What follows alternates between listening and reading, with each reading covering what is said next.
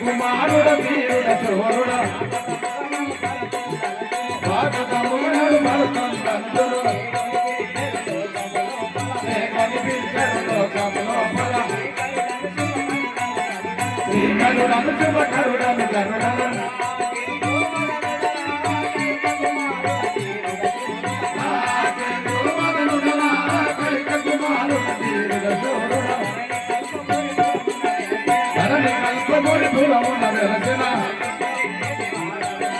హరిని పరించడి వాడలురా